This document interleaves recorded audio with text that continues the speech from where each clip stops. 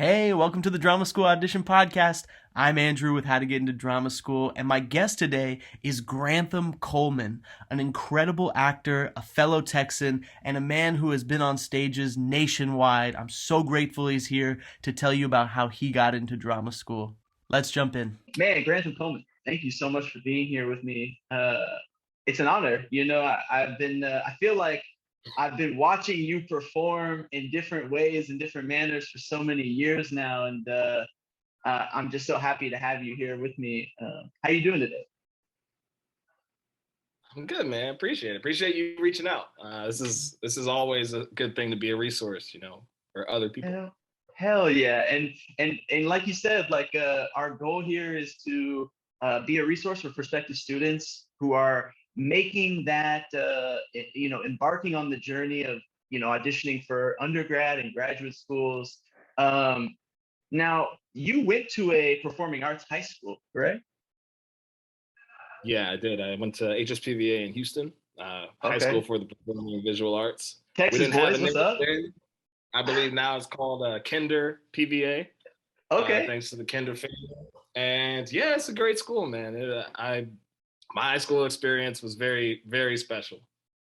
That's awesome. And that's where, as we know, the journey to drama school begins for a lot of people.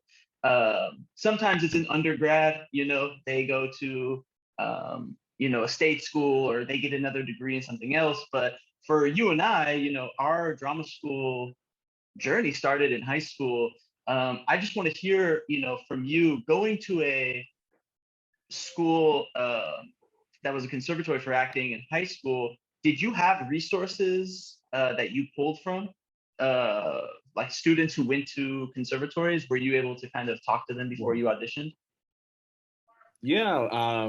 So it's like, you had normal school, either the morning part of the day or afternoon part of the day, and then you were in theater or dance or music or jazz, like your focus in the other part of the day.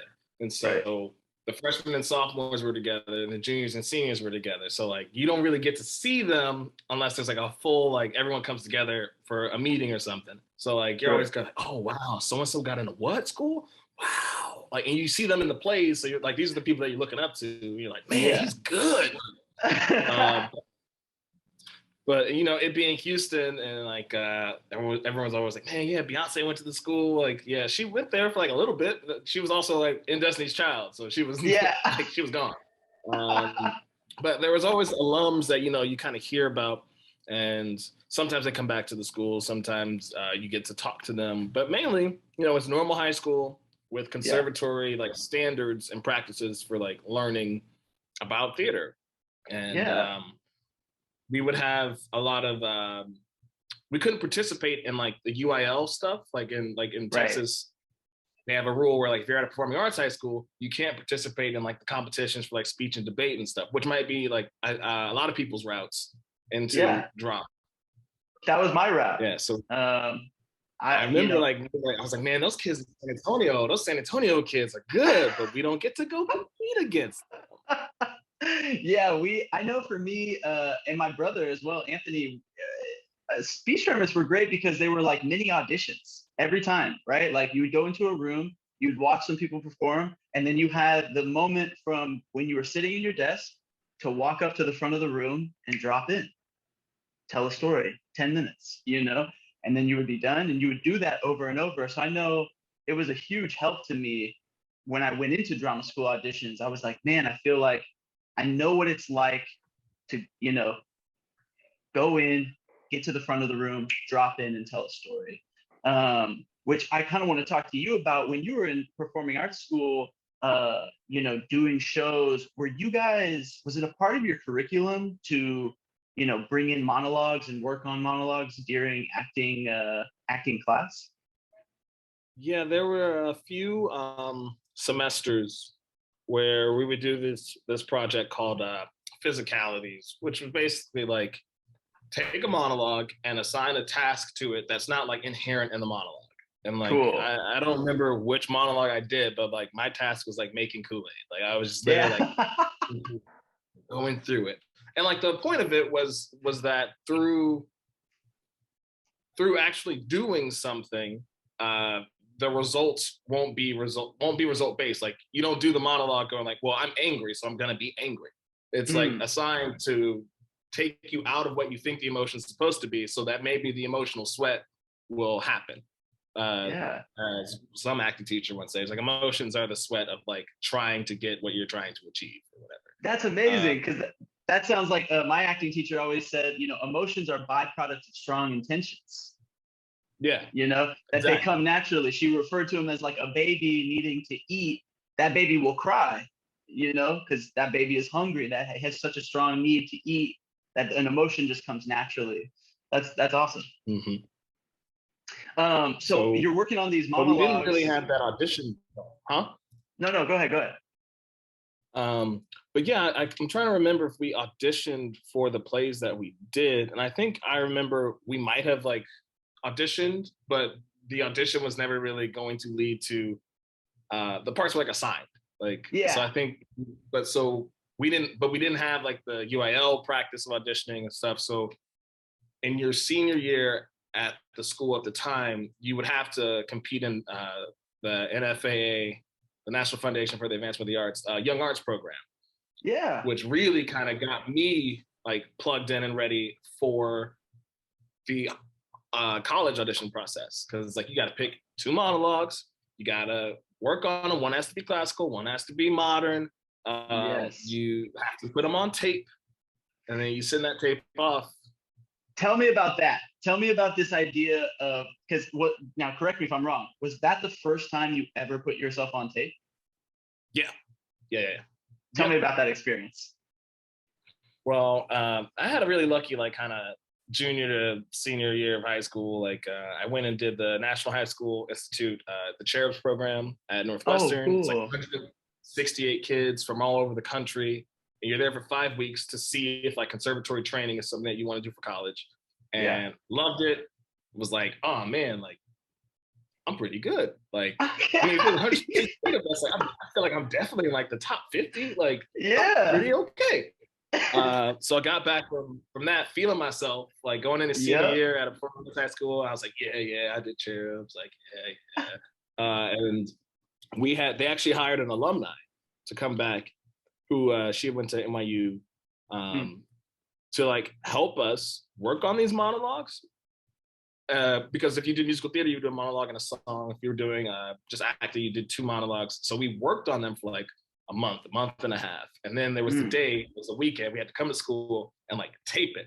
And you had your time slot, which is like 30 minutes. Yeah. And you had worked on it, she had worked on it with you. So you got it to the point where you know it really well. Now you just got to get a clean take. Then they would choose the takes and send them off to the NFAA.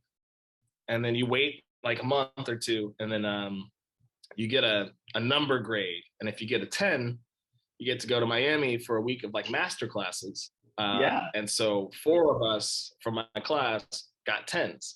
Wow. And they're like, in school for a week, and go to Miami, except one of the dudes, he was actually in a professional like show at the Alley, so he couldn't go.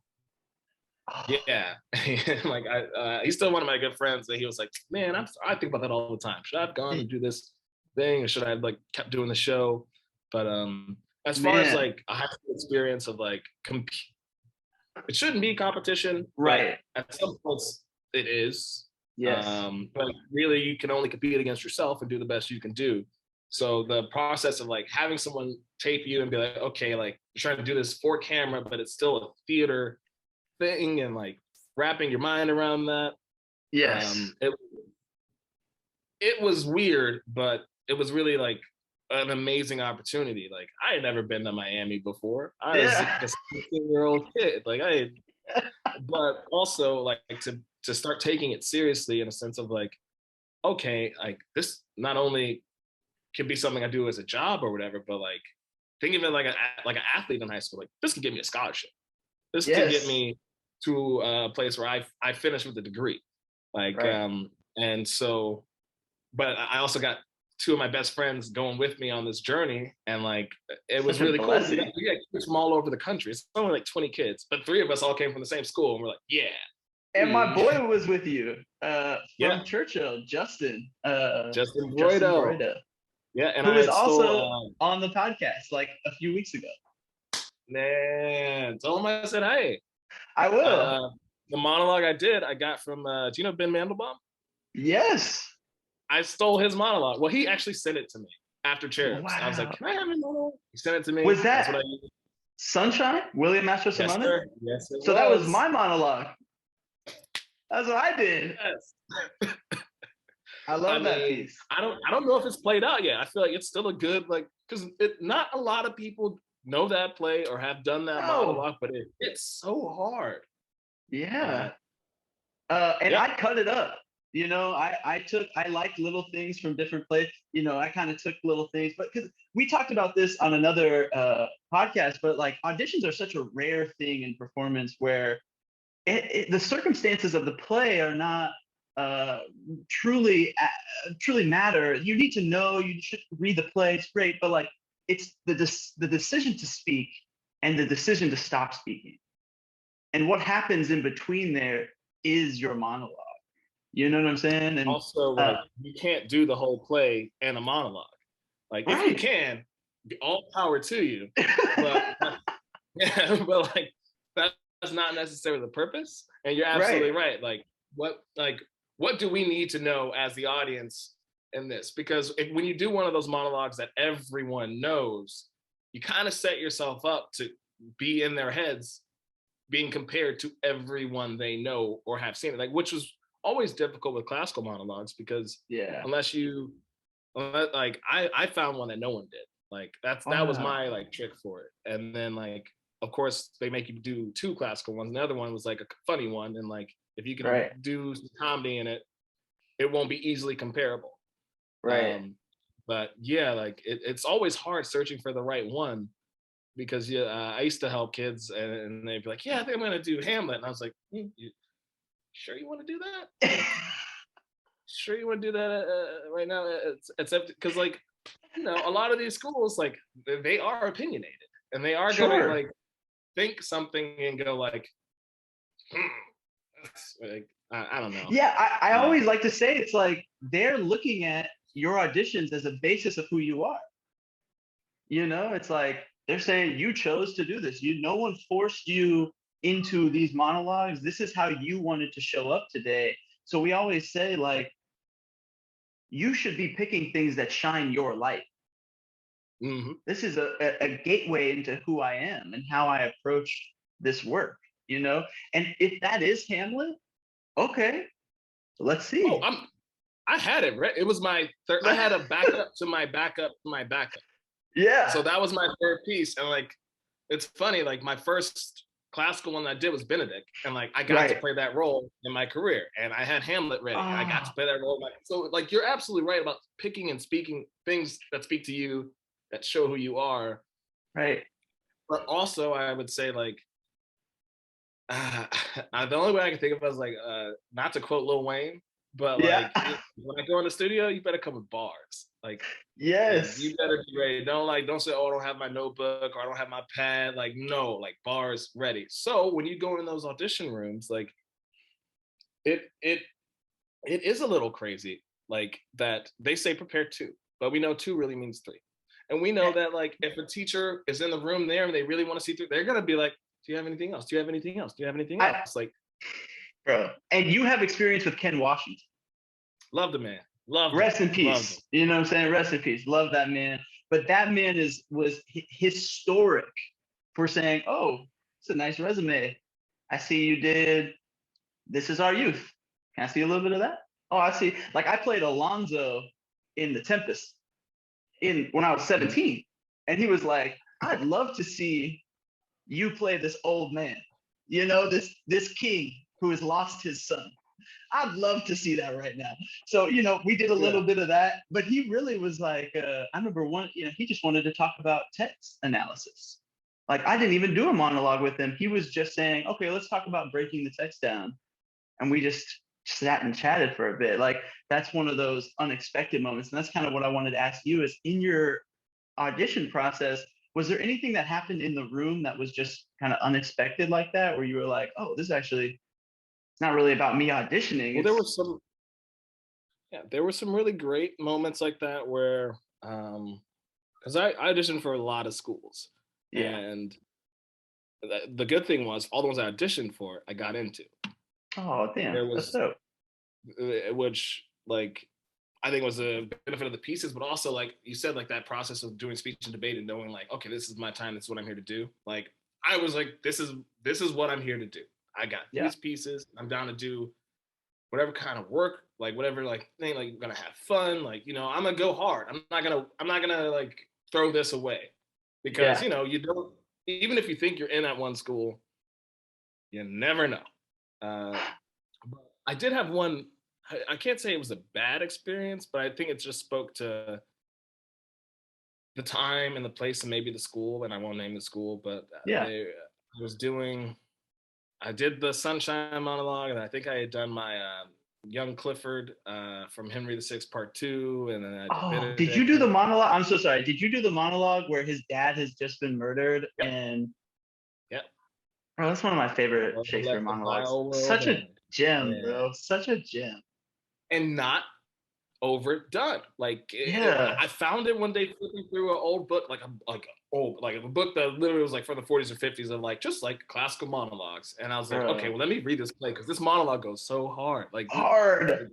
the rage and the emotional toil and like being like, I'm okay, they're Yeah. babes. I'm going to chop into like but so this school that won't be Yeah. named, Right. I think I got done with one of the pieces.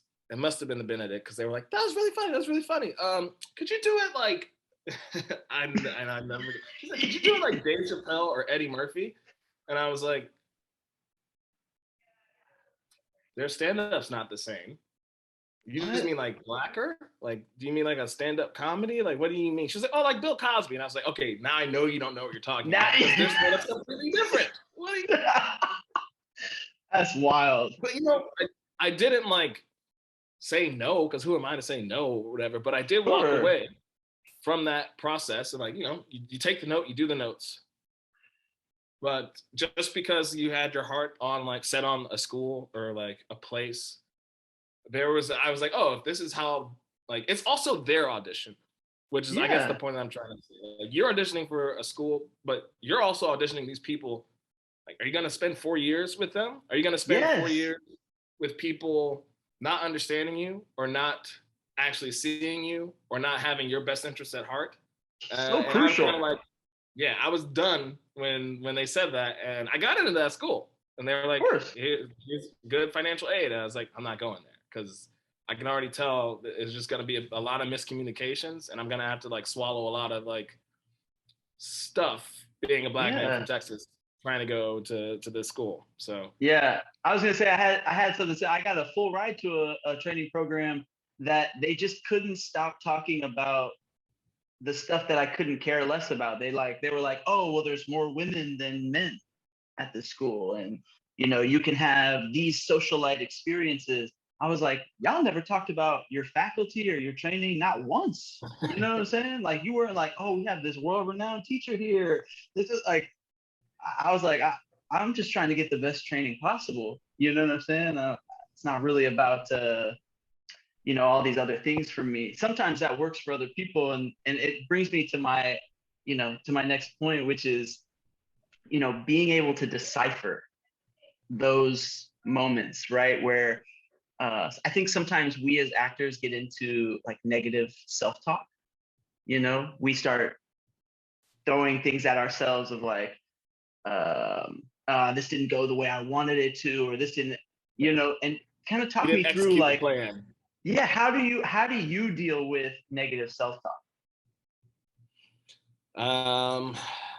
That's a good question. I think a lot of times I just got to be honest with myself of like, okay, not the plan of what I was trying to do, but did I go in and do what I was originally like trying to do? Did I give my best? Did I handle the adversity? Did I like, if I messed up a line or flubbed a line, did I defeat myself in that moment, or did I keep going? Like I I like to think about that part of it, which is like auditions are very weird because auditioning is not the work. Auditioning Right. is not doing the job or doing the role or doing the part. Auditioning is a slice of life, a window to see like what direction would I take this character in, and Mhm. what will you bring to this that it will make it better and more fulfilled and more lifelike in the execution of the actual role. Right. So if I can walk out of the room saying like, well, I showed them what I was going to try and do with it, or I showed them who I thought this person was, or I showed them what I had going on at a 9 a.m. Morning driving to Santa Monica for the last 2 hours stuck in traffic. I thought Yeah. I showed you what I had. Yeah. And that's kind of all you can do, because the industry outside of the schools, the real professional world, like there's always going to be someone else trying to say like, I wouldn't have done it that way. Or the best question to ask is like, did you do it the only way you know how to? Right. And trying to like think of it like a in my head like an athlete when it comes to that competition stuff. Like, okay, I might have missed a shot, but that's not going to stop me from taking the next one. Right. Couldn't have been said better. And I think that a lot of the times we work with a lot of hindsight. Like I know I look back at auditions all the time and I say, okay, let's start looking at, let's use the critical eye. Hindsight's 2020. Let's, better myself for the next one. If you could now, after having all these years of training, the professional experience that you've had, what are you telling yourself today going back into that audition? Like what are you telling 18-year-old Grantham before his Juilliard audition? So another good question, because I've also thought like a lot of times, was it right to go to conservatory when I was like 17? Yeah. And not fully knowing that I was making the same commitment that I had classmates who were 33 who were going to go into this program together, take all these classes together, and knowing that like they're coming here for a reason. This is to further them. I'm coming here for school. Like I'm never lived away from home. Like this is my first college experience, and also Juilliard being the conservatory that it is, like it's very much like hard work, dedication. Yeah. And the good thing is I had that. I was aware that was a part of the process, but not everyone is. And so it's knowing that you only get such a finite amount of time in school, and what do you spend it doing? Like if you're at a bigger university with like a football team and stuff, are you going to be at the football games, when your other classmates are like trying to rehearse a scene for scene study, like those type of things? And like neither one is right or wrong. Like I think a lot of years, especially the ones where it felt like, like I felt behind the ball in a sense sometimes, even though I was like, go to a great school, you come out, like, is it worth it when you're, losing parts to people who like, they didn't go to school? Because honestly, I do believe that acting is something that like, you're going to get trained if you keep doing it, from either experiential knowledge or being in a safe workspace classroom environment with good teachers. Even if you have terrible teachers, you're going to learn, because you're going to be like, this doesn't feel right. This isn't like, this doesn't like, it's one of those things that like, you're going to gain the knowledge one way or the other. School is a safer space to get that knowledge and learn that stuff, so that you have the tools to put it together for yourself when you're outside. But I don't believe that everyone needs to go to acting school if you want to be an actor. And I know we can look at any movie, TV show, or play and see people who have all different levels of like training versus all different levels of experience.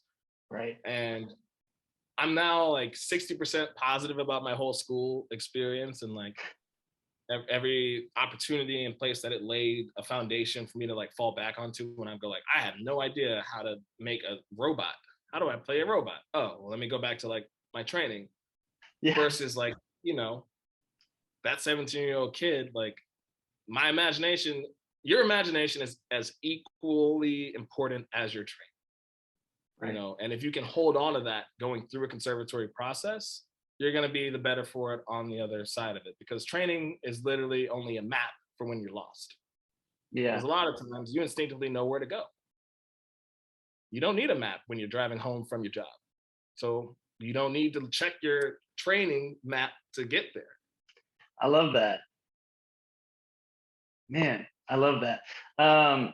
Something that I feel like prospective students sometimes overthink about, and something I want to try to demystify, but also, you know, get your perspective on is, what do you wear to your drama school audition? Like, you do all this work about like, oh, I'm gonna do this monologue and I'm gonna do these, I'm prepared, I'm ready. What the fuck am I gonna put in my suitcase?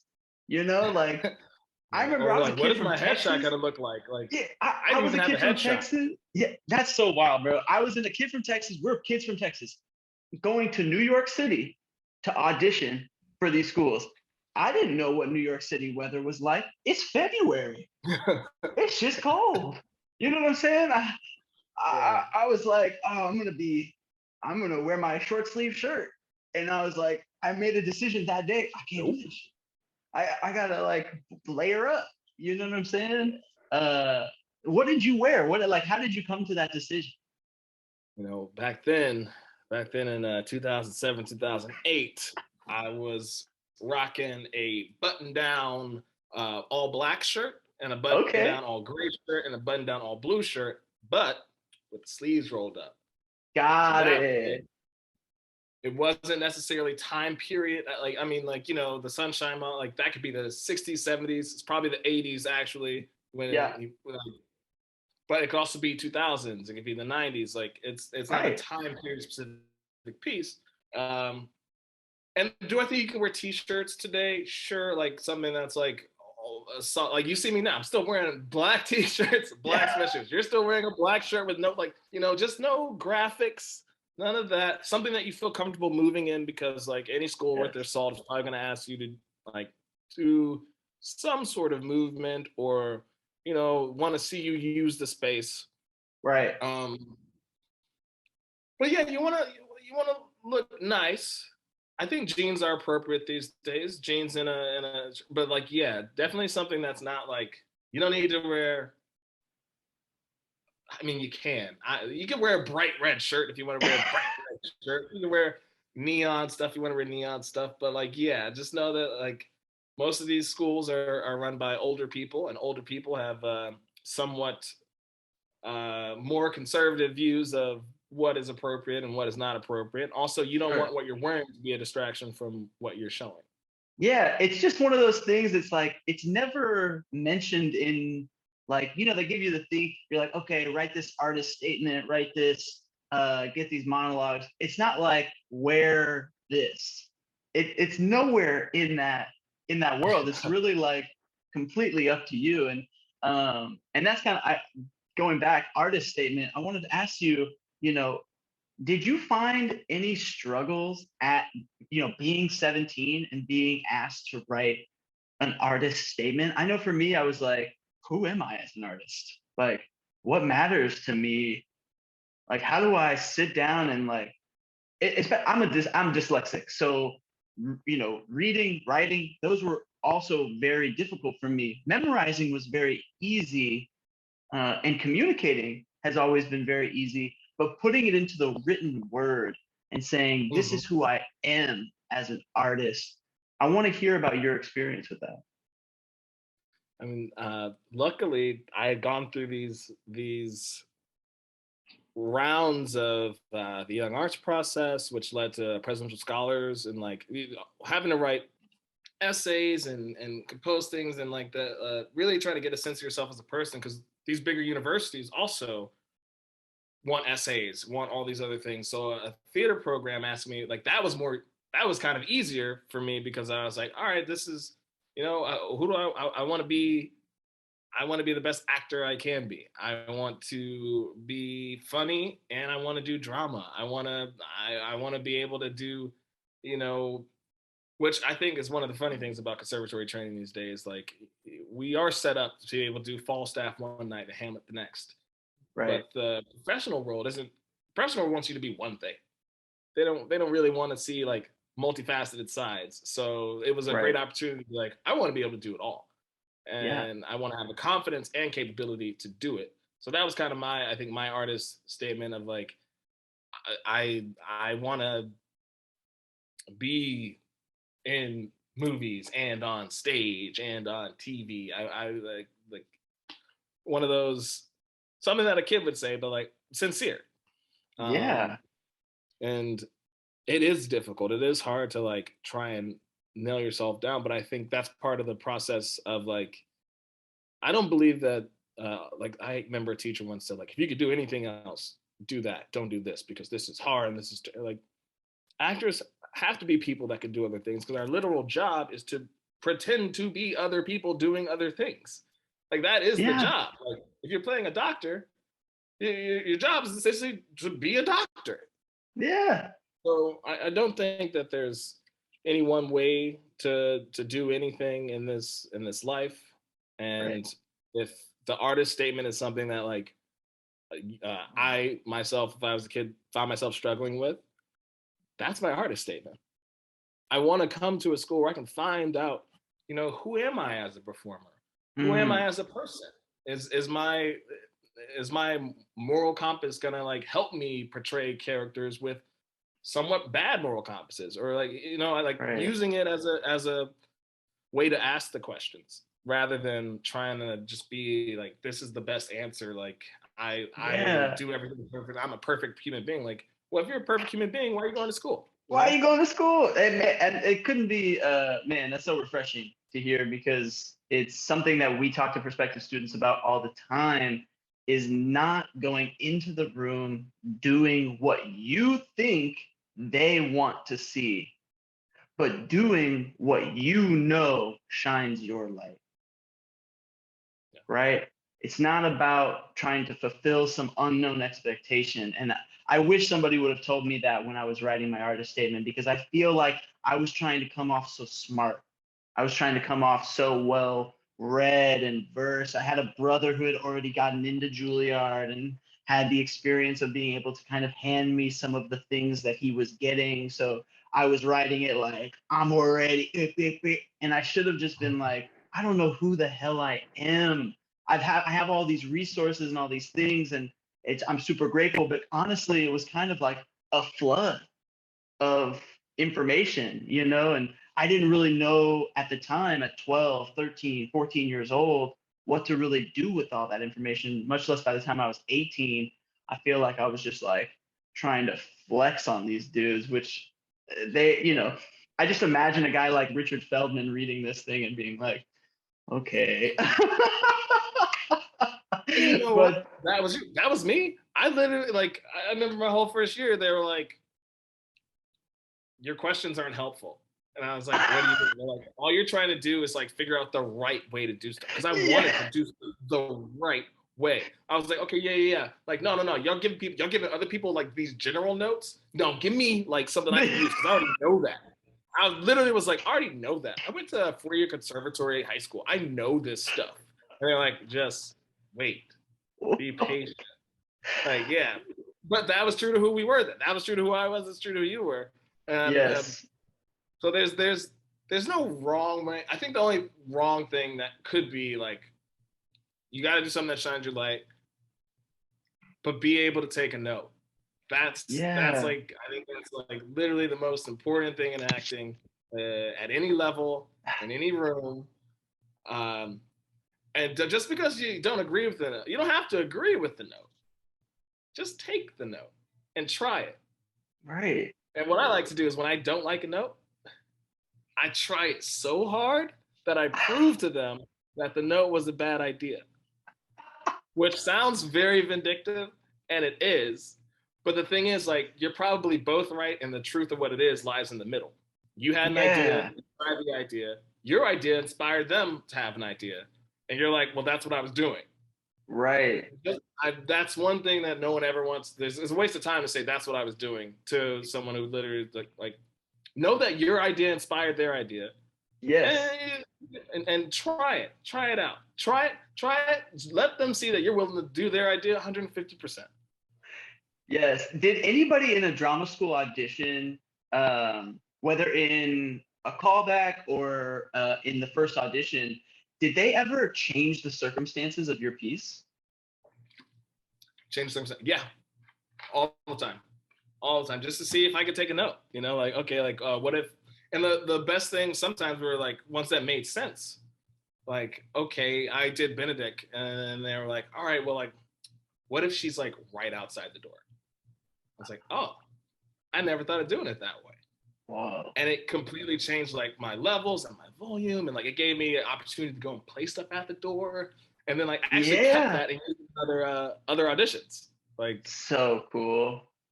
That with Sunshine, they were like, all right, so you're now in a bar and you're talking to the new recruit. Completely changes the circumstances. Yeah. Whole different thing. You know what I'm saying? It wasn't near, because I feel like I wanted, an emotional underbelly to this thing, and it kind of freed me from that. Kind of was like, oh, it's just we're drinking. It almost made it a little, more callous, and kind of, added this kind of layer to it. And I remember thinking because like you're saying, that baseline truth of whatever piece you're doing is still going to be there. Now, right. If someone says pretend you're in space, like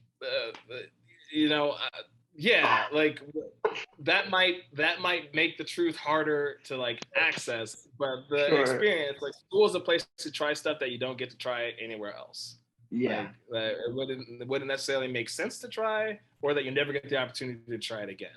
So yeah, it's been like I actually was on the other side of the table for some Juilliard auditions a few years ago. Like what? Yeah, like I was with like one of my teachers, and like prospective students would come in, they do their pieces, and like it was completely crazy to be like on the other side and go like, so what is it we're looking for? What are we looking for? And yeah, it's like you're looking for people, just people that you would want to work with, that you would want to spend 4 years with, people that you feel like you can help people. And then like the one time we like disagreed on like whether like I thought someone was fantastic, I thought they were brilliant, I was like they're really good, and she was like she couldn't take a note, she couldn't change. Granted, she was like she's a great actress and but like that's not what school is about. She's like she can be very successful as an actor. And that's when I said, like, if you don't get into a place, it's not a critique of you as a person or an actor. It's more of a critique of you at that place. And that place might not be right for you. That place, like, I mean, like, she was like, no, we're going to tell her, like, she's phenomenal. She's great. Just not right now. And like, that's the only thing I was like, be able to take a note. And if it takes you time to process it, take your time. Ask questions. But that's awesome, man. Yeah, and that's honestly, I feel like that's a perfect place to end on that sentiment. Thank you so much for joining me today. I really hope you found this episode helpful. For more content like this, sign up at our email list and we'll send you a special gift. You can opt in now at our website, howtogetintodramaschool.com. See you soon.